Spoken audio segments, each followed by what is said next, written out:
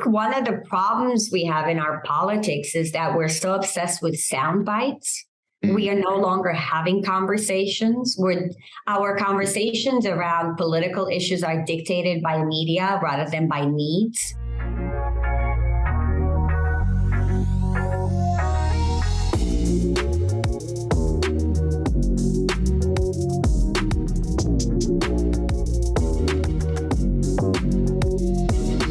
Let's impact some men today. I think we're going to do a great job. What's going on, guys? Welcome back to another episode of the Modern Man Podcast. As always, it's a pleasure to have you, and we promise to respect your time.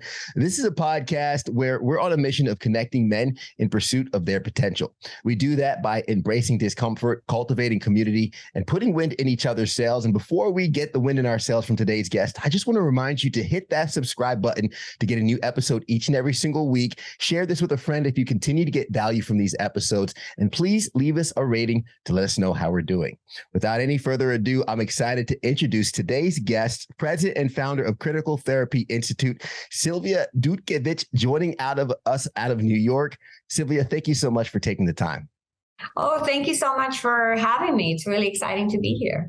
Absolutely. And before we jump into some of your expertise and kind of jump into our conversation today, I want to make sure that I give you an opportunity to introduce yourself to our audience, let you guys get acquainted, and then we can kind of jump into some of the subject matter after that. So please, the floor is yours.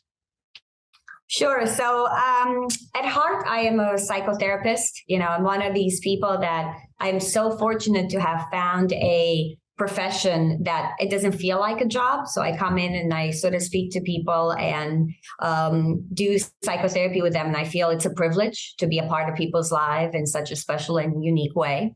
It's a very unique relationship, Yeah.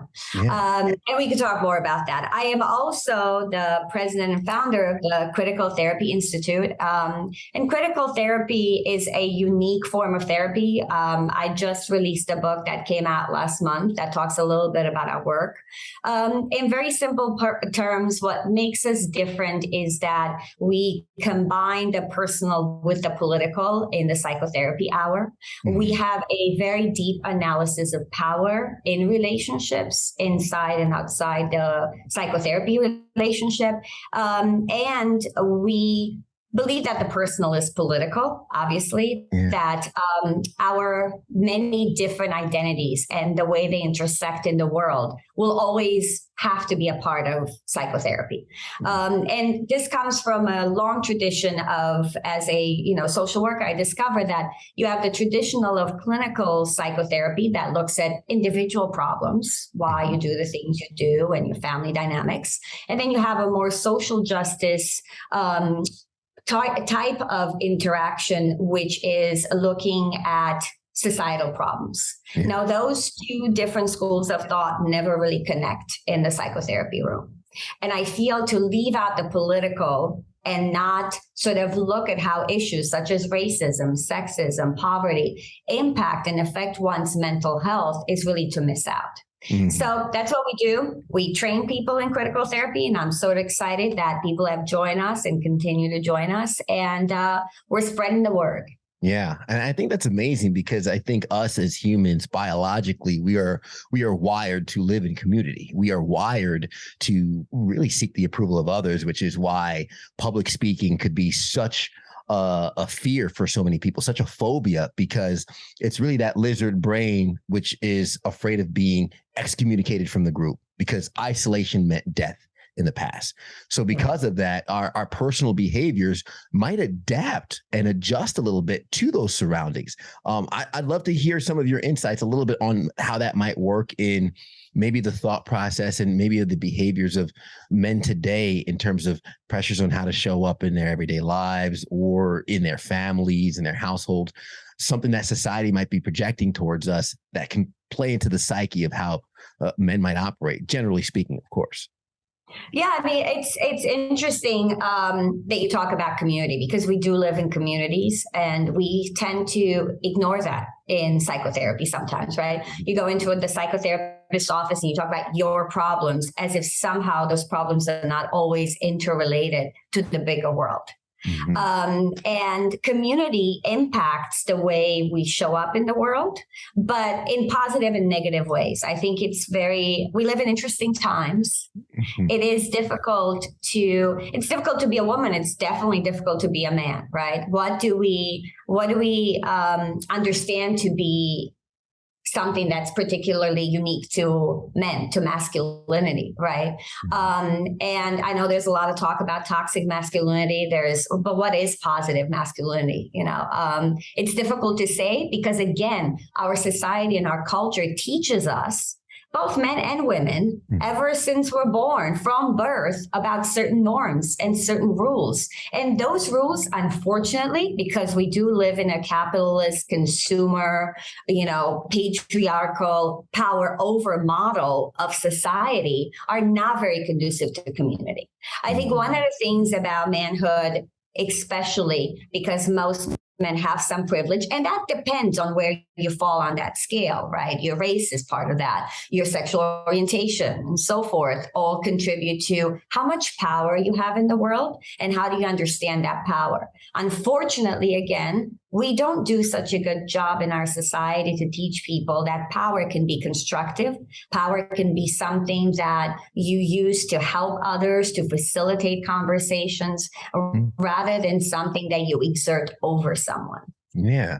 That's amazing. Power being constructive as opposed to what most people might think is destructive, right? And it's almost like the term when we hear in the comic books, Spider-Man, to where much is given, or those with a lot of power, there's a lot of responsibility. And it's funny. We hear that, but we don't practice that. If you think about our models of interactions at work, if you think about models in traditional patriarchal sort of marriages and heterosexual couples, it's never really sharing of power. It's really a power over. So one of the things about power that I think it's important for people to take from this, sort of podcast, if you take nothing else, remember this, that power is always within a dynamic. It exists in every relationship. So there's nothing wrong with having power. It shifts in that relationship. You could have certain powers in certain areas, and it's how you use that decides who you want to be in the world, who you want to be in society. Also, you can learn how to share that power. Unfortunately, we don't have very good models because we live in a world that's always about power over, about conquering, about being the best, about winning, and so forth. Yeah. I love that you mentioned that, because I was just going to say, I could hear some listeners getting triggered by thinking, whoa, I have a privilege as a man, or the power that I have. But the reality is, and I think there's been kind of the talks with like servant leadership, right? It's like, how do you use your position to pour into others? And how do you use your position, wherever it might be, right, to enhance and elevate the situation that you're in? And to your point, I don't think we're taught that. I don't think that's something that's given to us from a young age. And I could say from personal experience, I heard a lot about, toxic masculinity, but I'm looking up like, so what does that mean? Like, do I suppress what's within me? Are my, I guess, my innate ambition and some of my competitiveness, is that a bad thing? And should I ignore it? Where maybe someone could teach me how to nurture it, grow it, aim it, and utilize it for good in the world. I guess, how does that conversation come about? And I know you're leaning into kind of spreading more of that, but how do we break through the noise and start helping not just men, but really society start kind of rethinking things a little bit? Yeah, a couple of things. The first one, where we talked about privilege. All of us have some sort of privilege at some point or another in our lives, right? Because if we think about intersectionality, and we think about that we are made out of many different identities, those identities, depending on where they fall in our society, could give us less or more privilege. So again, similar to power, it's like we can't do away with power. We can't do away with privilege, but we could use it to help others. We could use it to give a seat at the table. We could use it to give someone who doesn't have a voice. So that's important, right? So privilege is not like, because I think as long as we think privilege is always bad, then we sort of kind of pretend we don't have it. And that's when it's problematic, similar to power. Whenever we pretend we don't have power, that doesn't end well.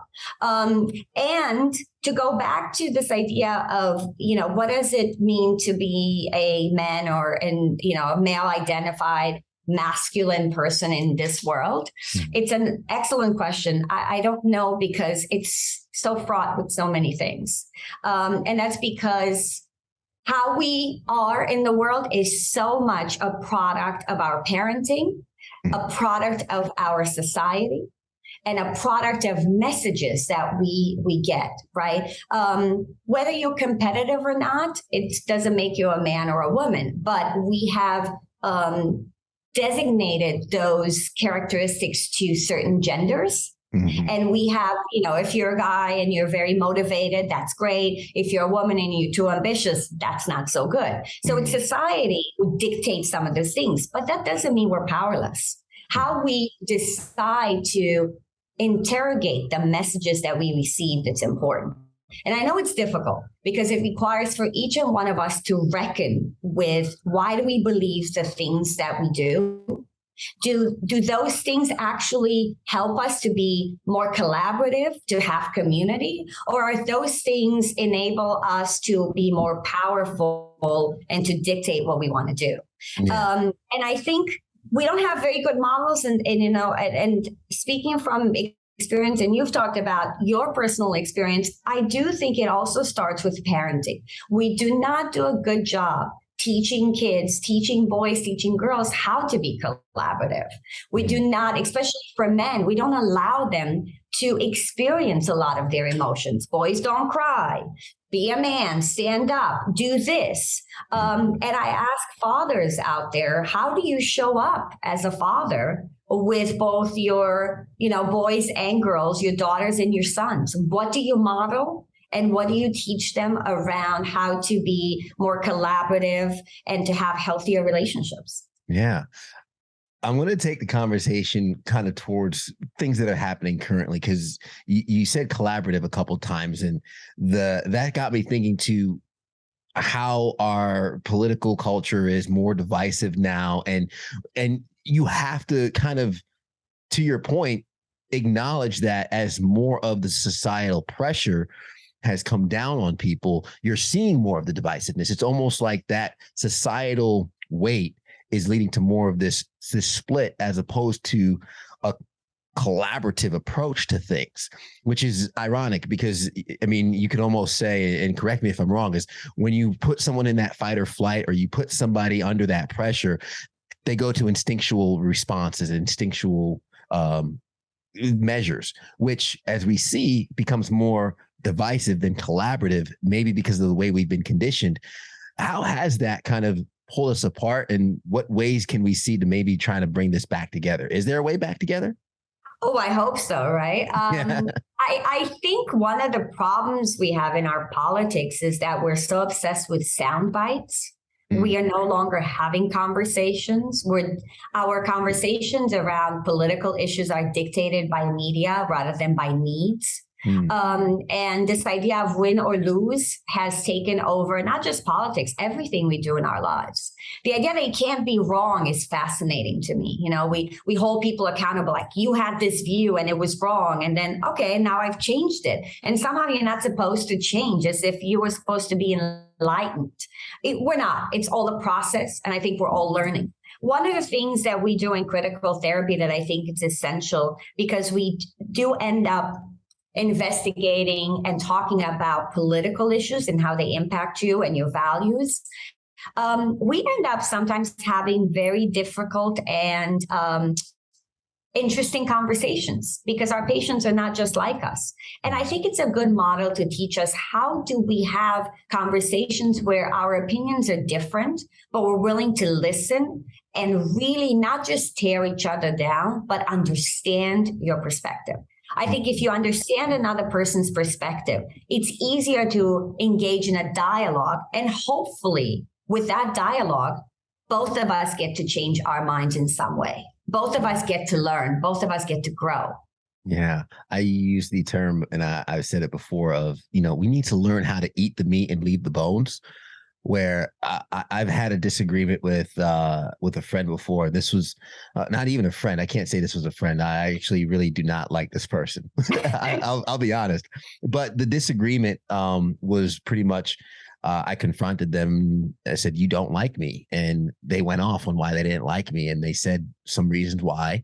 And I said, "Okay, thanks for that," and I left. And after that, what I took away was, "Oh, there's something that person said that they don't like about me that I need to work on." Like I'm still not a big fan of this person, but because I sat and listened to how they felt about me, how I showed up in their world, I was able to identify something in myself that I had to work on. And one of the first episodes I said, I know this is a recorded medium and I work in TV. So I know that my job is a little bit, I have to be more polished, but I also said, I want to have the audacity to be wrong, because if I never say something out loud that's wrong, I am going to be stuck with the wrong thought process my whole life. But if I can sit in a comfortable medium like you and I and speak what's on my mind, and we can maybe gently correct each other, understand each other, say, have you thought about it like this? Well, there's some of the opportunity for growth and development in terms of where our views might be. Yeah. And I think especially because of your podcast, and especially because you are a man and because you're trying to reach out to men, I think that's such a valuable lesson, because we don't allow men to be wrong, right? It's something like you try to watch men apologize. It's painful because we haven't taught them how to do it. And that has almost sort of seeped into our culture overall. One of the fascinating things to me that was pointed out by formerly Eve Ensler, at a meeting, she talked about how, Me Too happened and all these very powerful men, came down with all these allegations and what happened and so forth. And yet, as she correctly said, none of them actually apologized publicly for what happened. We weren't taught. I think yeah, and that's something to think about. How do we teach men? How do we teach boys to apologize? And how can you change unless you're willing to take that responsibility? Apologies, good ones at least, are about really reckoning with what you've done and really being able to look at it and being able to make amends. Do you think we live in a society that forgives? I hope so, but I don't think we do it publicly. We tend to forget. Forgetting is not forgiving, right? So this is also important psychotherapeutically. When we talk about if someone has wronged you, if they really want to make amends, it's not about just saying, "I'm sorry, can you let go of that?" Because you may not, there are some things that are unforgivable. Yeah. And I think it's, instead of "can you let go of that," how can I show up for you differently that I can help you to heal? So healing and forgiveness have to go hand in hand. Otherwise, it's just an empty promise of, well, let's just say we're okay now and move on. And does our society need healing? Certainly. I think a lot of us do, but that's part of the goal of the podcast. So all the listeners, shout out to you guys and you ladies for taking those steps to work on that healing. In terms of, because you've mentioned a couple times of the makeup of society and some of the challenges that might be facing men. What are some of those challenges that you see for any guys that are listening who are like, I'm out here trying to figure it out, doing the best I can, and it just doesn't seem to be enough. And that's something I've heard a lot of guys say. It's like, I'm doing the best I can, and no matter what I do, it doesn't seem to be enough. What's missing, and what are we missing if we're not putting our efforts in the right area? Yeah, I mean, I think about dating. I think that's a good example of men struggling. I hear so many stories of, men out there, especially, but it's both, men who are heterosexual and men who are gay, LGBTQ and so forth. But especially in heterosexual relationships, it is so difficult to find out what the rules, quote unquote, are these days. What I often say is, I think we should do away with the rules and be more present. If you think about dating, in heterosexual relationships, I feel like men and women just follow scripts. Oh, if I like you, I need to do this. Well, if I like you, I need to do this, as opposed to genuinely being present and vulnerable and expressing emotions. But no one does it, right? Think about, do I text now? No, it's been 3 minutes. We got to wait another 20 because we're following these crazy scripts that don't really work, but everyone's still doing it. Mm-hmm. I also think the economic times, having come out of COVID and isolation and having sort of wrestled with job security, the precarity of work, is difficult for men, especially who have been traditionally seen as the ones who have to provide for their families. Mm-hmm. There's a lot of pressures. We also told men to be strong, not to show emotions. And now we're asking them to show up differently, but we haven't really created, sort of the guidelines of what that is. Mm-hmm. I think we have to do a better job to teach boys, how do you show up as a man in a society that doesn't allow you to be vulnerable? And how do you not kill that spirit, right? If you've seen young children, boys and girls, they're very sort of similar. They have similar interests. They want to take chances. And slowly we narrow who they should be by saying, you can't wear that. You can't do that. You should do this. And I think if we were able to change that slowly, now it's not going to happen tomorrow. It will happen over time. To really find ourselves, especially for men, is what do you feel? How do you want to show up in the world? But knowing that there's pressure that other guys will, make fun of you, bully you, and so forth, because that's very real. Mm-hmm. One of the things I found out many years ago, I used to work for the Ms. Foundation for Women. And back then they did a program called Take Our Daughters to Work, which was one of the first programs where, you probably heard about it. People brought their kids to work to see what they're doing, and it was a way to help women be what they couldn't see. It's like, if you want to be a lawyer, your dad takes you to work, maybe you'll be a lawyer one day. One of the things we found out from doing the research on that was fascinating to me, and this is back in, 30 years ago now, like in the 80s and so forth, right? Is that long? Anyway, one of the things, I'm old. One of the things we found out was that men came back and said, thank you for allowing me to be a public father. It was the first time in their lives, this was in the 80s, where men would take their daughters to work and their children to work. Yeah. So again, I think most men, because I believe we're all human. We all have the need for connection. We all want to be vulnerable. We all want to be collaborative. Yet that has been so stifled and so sort of the message has been, you shouldn't do that. So I think it's really reckoning and critically looking at what you believe versus how you live out those values. Yeah, I think we've been, I could say from personal experience, selective, right? In terms of, I mentioned appearing with a shell or a suit of armor, and I really don't get to take that armor off unless I'm with someone I could be vulnerable and intimate with, whether it be my wife or a close group of friends. But unfortunately, there's some guys that don't even have that. And with the lack of connections, they walk around with that suit of armor. It's almost as though, to your point, we want to be vulnerable. We look for that connection, but we've kind of been programmed to have this strength, have this persona.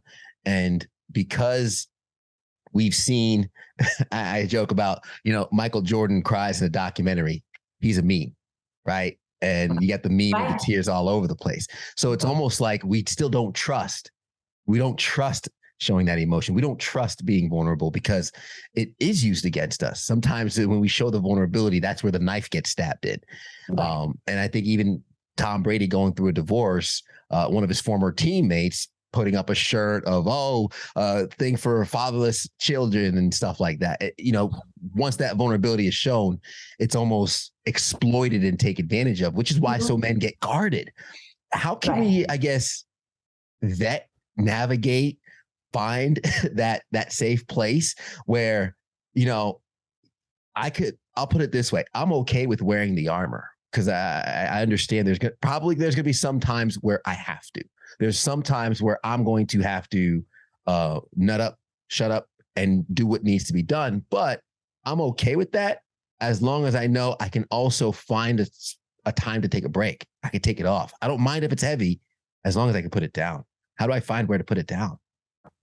Yeah. And also, as you said, it's an armor that maybe when you wear it long enough, you can no longer take it off. Yeah. Yeah. And then you no longer know what's the armor and what's you.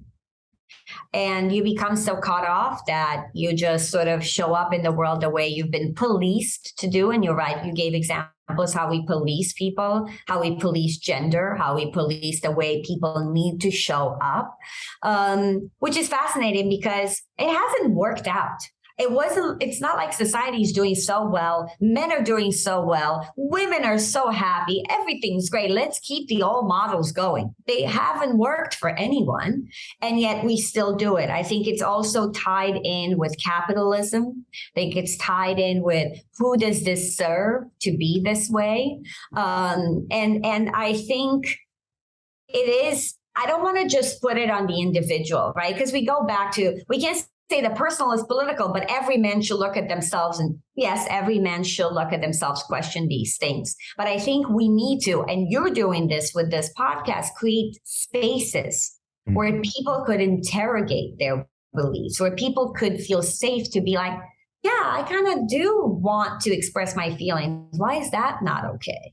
And creating more of these spaces creates cracks in the system, because there is a system, right? It's patriarchy, it's consumerism, and so forth, capitalism, and so racism and so forth. So I think as long as we create the cracks, eventually things will collapse. Everyone wants a revolution. The revolution happens mostly over time. Baby steps, right? But we have to keep doing it. We can't give up. I think the more we talk about it, the more we interrogate it, the more we speak out against bullying, against, people who make fun of people who act differently, the more that will change. But it's up to all of us. It can't just be you or this person. It has to be all of us. And I think, and this is why I'm on your podcast, right? Because I think it's both men, women, everyone in between. I don't think this is just a job for this gender, this and that. It's for all of us to come together and be like, this is not working. It's not helping us. What can we do differently? Do you mind if I play devil's advocate? Go ahead. It's a question I asked my dad, and it was more probably in regards to racism and just how the world was. And I asked my dad, I said, is it easier to learn how to function in the world as it is, or change the world? And my dad mentioned that, he's like, some who've gotten close to changing the world, or those who've put their all into changing the world. And he mentioned like Martin Luther King, Malcolm X, he's like, have sometimes gotten killed for it, right? The press against the status quo almost. What do you think in terms of if there is a structure? And I only say this because I find myself somewhere in the middle where I have my certain views, my certain opinions, my certain ideas on how things might be or should go. However, looking at the playing field as it is, you give me the rule book, I'm going to study the rule book. And I'm like, okay, so this is the game we're playing. All right, I'll play by these rules. I'll find out how to win. I'll find out how to advance. And that's gotten me to a comfortable place in life.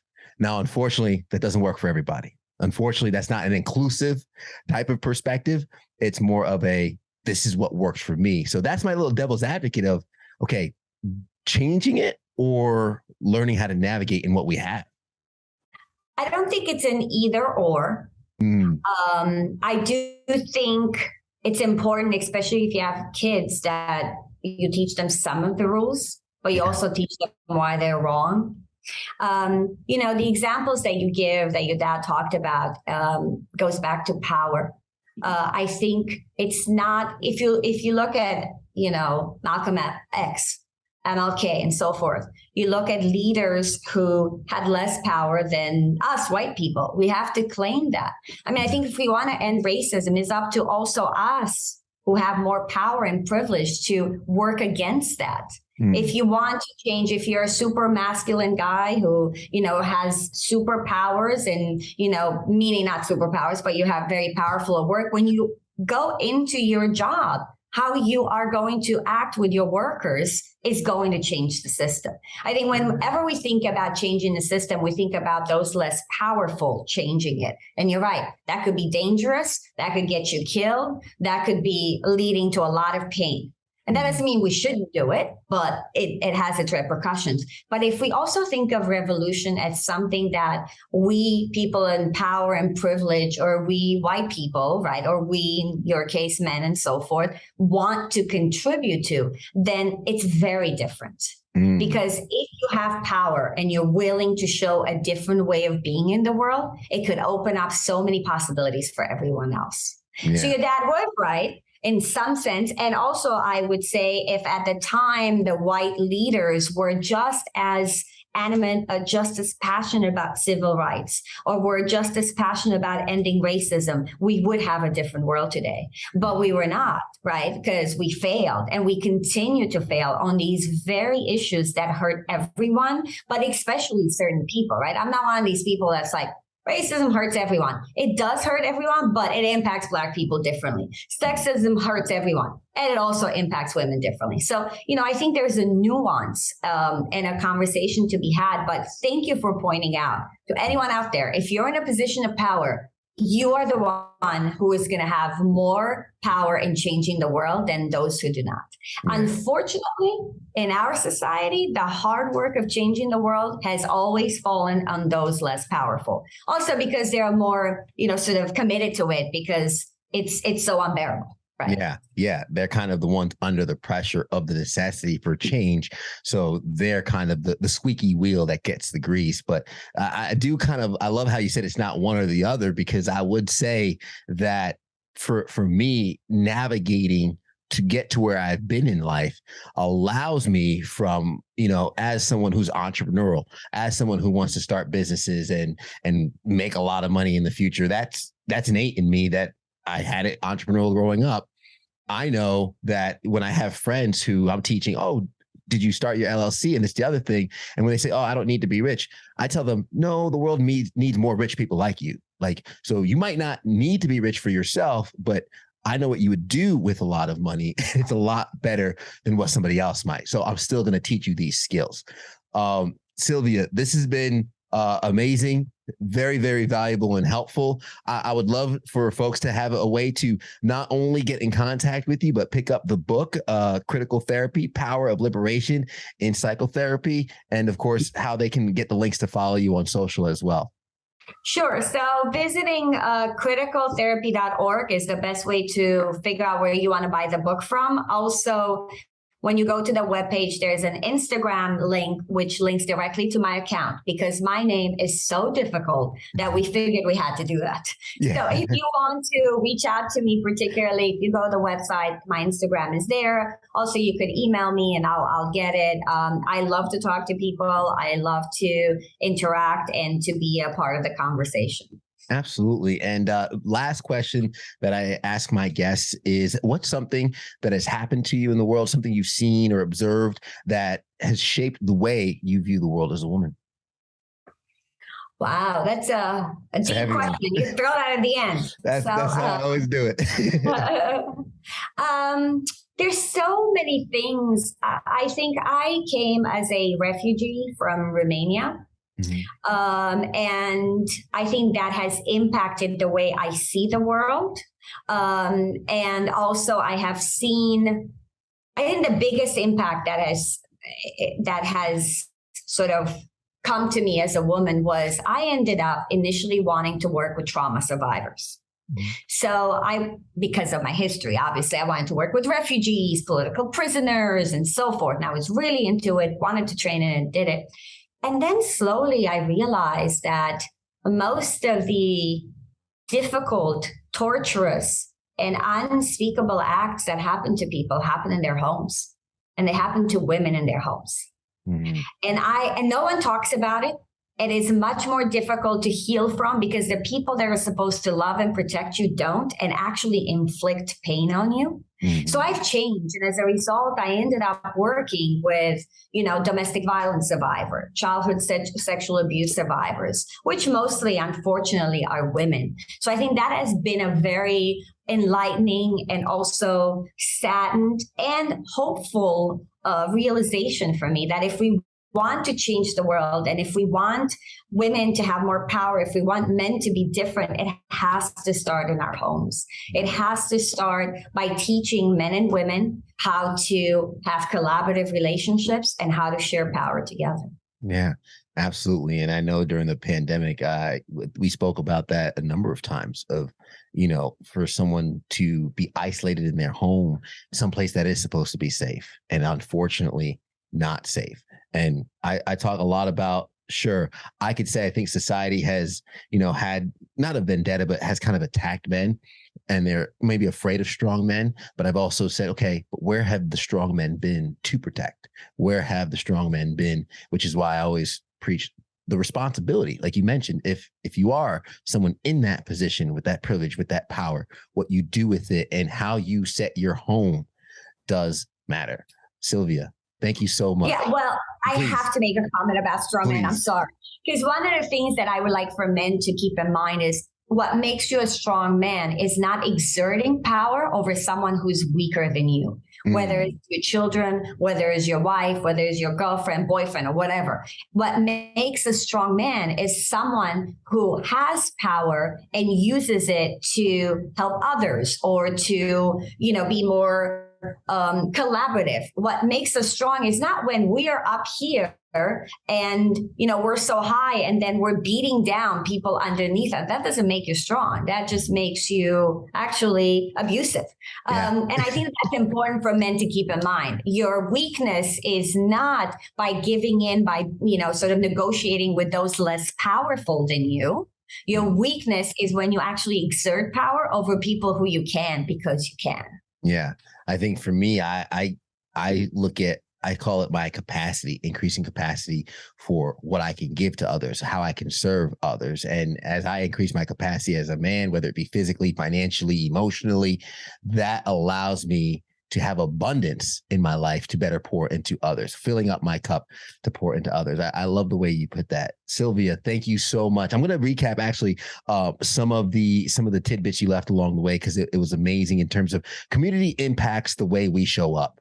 It absolutely does. We talked about it so many times.